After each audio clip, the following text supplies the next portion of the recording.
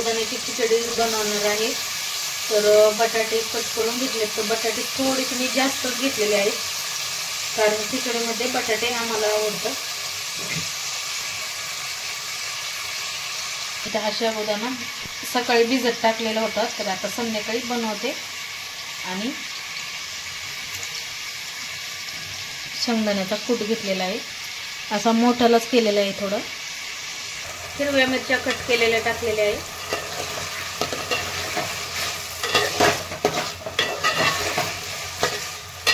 तर हिरवी मिरची यामध्ये मी मिक्स करून घेते, ही बारीक केलेली आहे आणि थोडी तेलामध्ये टाकलेली आहे कट करून।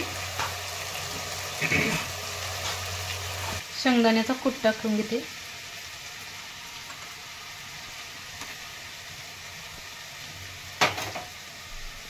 परतलेला आहे, यामध्ये आता हा साबुदाणा टाकून घेते।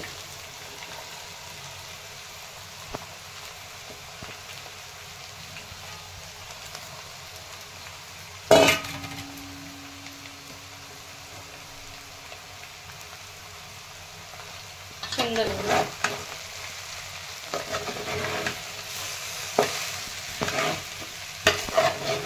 छान आता मिक्स करून घ्यायचं। मीठ टाकणार आहे।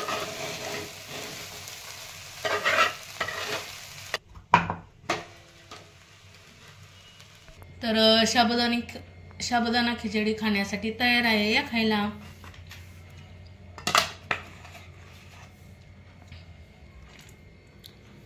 छान अशी झालेली आहे।